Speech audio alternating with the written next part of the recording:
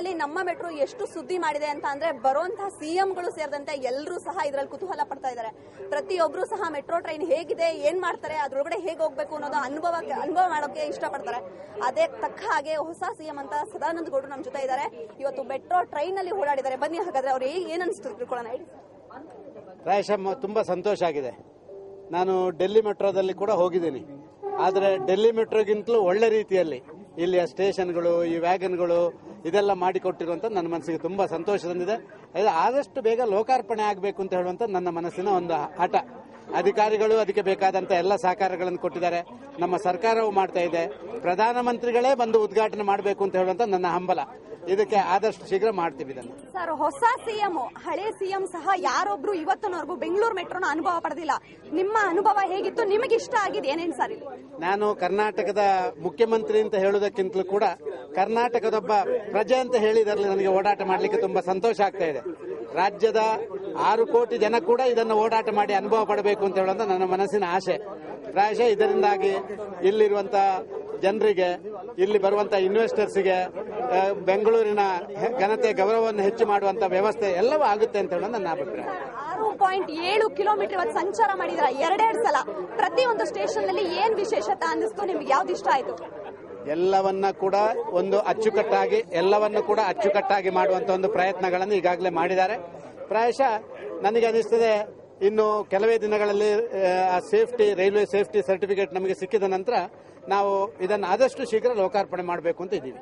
Sir, ನಿಮಗೆ ಮಾಹಿತಿ ಇರೋ ಪ್ರಕಾರ ಯಾವಾಗ ಬರ್ಬೋದು? ಇವತ್ತು ನಿಮ್ಮ ಪರಿಶೀಲನೆ ಆಯ್ತು, ಎಷ್ಟು % ಆಗಿದೆ, ಯಾವಾಗ ಬರ್ಬೋದು? ನಾನು ನಮ್ಮಲ್ಲಿಗೆ ಈಗಾಗಲೇ ನಮ್ಮ ಅಧಿಕಾರಿಗಳು, ವಿಶೇಷವಾಗಿ ಶಿವಶೈಲಂ ಮತ್ತವರ ತಂಡ ಅದ್ಭುತವಾದಂತ ಇದರ ಹಿಂದೆ ಬಿದ್ದಿದ್ದಾರೆ.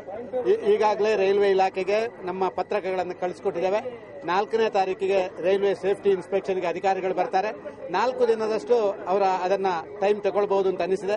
ಸುಮಾರು 8ನೇ ತಾರೀಕಿಗೆ ಮುಗಿಸಿದ್ರೆ ಒಂದು 10ನೇ ತಾರೀಕಿಗೆ ಸರ್ಟಿಫಿಕೇಟ್ಗಳು ನಮಗೆ ಸಿಕ್ಕಿದ್ರೆ ನಾವು ಮತ್ತೆ ಪ್ರಧಾನಮಂತ್ರಿಯನ್ನು ಭೇಟಿ ಮಾಡಲಿಕ್ಕೆ ಈ ಭಾಗದ ನನ್ನೆಲ್ಲ ಹಿರಿಯರ ಜೊತೆ ನಾನು ಹೋಗ್ತೇನೆ. ಪ್ರಧಾನಮಂತ್ರಿಗಳನ್ನು ಬರಬೇಕು ಅಂತ ಹೇಳ್ತೇನೆ.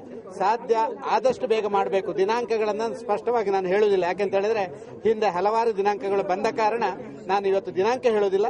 ಆದರೆ ಇದರ ಹಿಂದೆ ಬಿದ್ದಿದ್ದೇವೆ, ಬಿಡುವುದೇ ಇಲ್ಲ. ಇದು ಉದ್ಘಾಟನೆ ಮಾಡಿ ಆದಷ್ಟು ಶೀಘ್ರ ಉದ್ಘಾಟನೆ ಮಾಡಿಯೇ ಸಿದ್ಧ.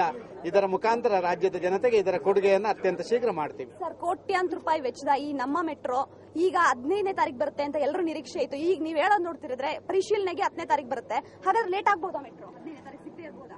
ಈ ಕ್ರಾಸ್ ಎಕ್ಸಾಮಿನೇಷನ್ಗಳಿಗೆ ಭಾರಿ ಉತ್ತರ ಕೊಡುವಂತ ಅಭ್ಯಾಸಗಳನ್ನು ನಾನು ಮಾಡ್ಕೊಂಡಿಲ್ಲ. ನನ್ನ ಪ್ರಾಮಾಣಿಕ ಪ್ರಯತ್ನ ಏನಿದೆ ಅದನ್ನು ನಾನು ಮಾಡ್ತೀನಿ. ನನ್ನಿಂದಾಗಿ ಡಿಲೇ ಆಗೋದಿಲ್ಲ, ನನ್ನ ಸರ್ಕಾರದಿಂದ ಡಿಲೇ ಆಗೋದಿಲ್ಲ, ನನ್ನ ಅಧಿಕಾರಿಗಳಿಂದಾಗಿ ಡಿಲೇ ಆಗೋದಿಲ್ಲ. ಬೇರೆ ಬೇರೆ ಕಾರಣಗಳಿರುವ ಕಾರಣ ನಾವು ಅದನ್ನ ಯಾವ ದಾರಿಯಲ್ಲಿ ಹೋಗಬೇಕಾ ಆ ದಾರಿಯಲ್ಲಿ ಹೋಗಬೇಕಾಗಿದೆ. 15ಕ್ಕೂ ಆಗಬಹುದು, 14ಕ್ಕೂ ಆಗಬಹುದು. ನೀವೇನು ಆಶ್ಚರ್ಯ ಪಡಬೇಕಾಗಿಲ್ಲ. ಆದಷ್ಟು ಬೇಗ ಕೊಡಬೇಕು ಅಂತ ಹೇಳುವ ನಮ್ಮ ಅಭಿಪ್ರಾಯ ಇದೆ. ದಿನಾಂಕಗಳನ್ನ ಮತ್ತೆ ನಾನು ಹೇಳಲಿಕ್ಕೆ ಇಚ್ಛೆ ಪಡ್ತೇನೆ, ಈಗ ಹೇಳಲಿಕ್ಕೆ ಇಚ್ಛೆ ಪಡುವುದಿಲ್ಲ. ರೈಲ್ವೆ ಸೇಫ್ಟಿ ಸರ್ಟಿಫಿಕೇಟ್ ಸಿಕ್ಕಿದ ದಿನವೇ ನನ್ನ ಬಾಕಿ ಎಲ್ಲ ಅಧಿಕಾರಿಗಳನ್ನ ಒಟ್ಟಿಗೆ ಸೇರಿಕೊಂಡು ಪ್ರಧಾನಮಂತ್ರಿಗಳನ್ನ ಭೇಟಿ ಮಾಡಿ ದಿನಾಂಕಗಳನ್ನು ನಿಶ್ಚಯ ಮಾಡ್ತೇನೆ. ಪ್ರಧಾನಮಂತ್ರಿಗಳೇ ಬರಬೇಕು ಅಂತ ಹೇಳುವಂತ ನಮ್ಮ ಅಪೇಕ್ಷೆ ಇದ್ದ ಕಾರಣ ಸ್ವಲ್ಪ 1-2 ದಿನಗಳ ವ್ಯತ್ಯಾಸ ಆಗ್ಲಿಕ್ಕೂ ಸಾಕು. ಒಟ್ಟಾರೆ ಸಿಎಂ ಸದಾನಂದ ಗೌಡರು ಹೇಳೋ ಪ್ರಕಾರ ನಾವು ಸಿದ್ಧ, ಕೇಂದ್ರ ಸರ್ಕಾರ ಸಿದ್ಧನಾ, ಜೊತೆಗೆ ರೈಲ್ವೆ ಸೇಫ್ಟಿ ಇಲಾಖೆಯವರು ಸರ್ಟಿಫಿಕೇಟ್ ಕೊಟ್ರೆ ನಾವು ಯಾವಾಗ ಬೇಕಾದರೂ ಉದ್ಘಾಟನೆಗೆ ಸಿದ್ಧವಿದ್ದೀವಿ ಅಂತ ಹೇಳಿದ್ದಾರೆ. ಕ್ಯಾಪ್ಟನ್ ವಿಷ್ಣು ಜೊತೆ ನಂದಿನಿ, ಸೂಣನ್ 24/7 ಬೆಂಗಳೂರು.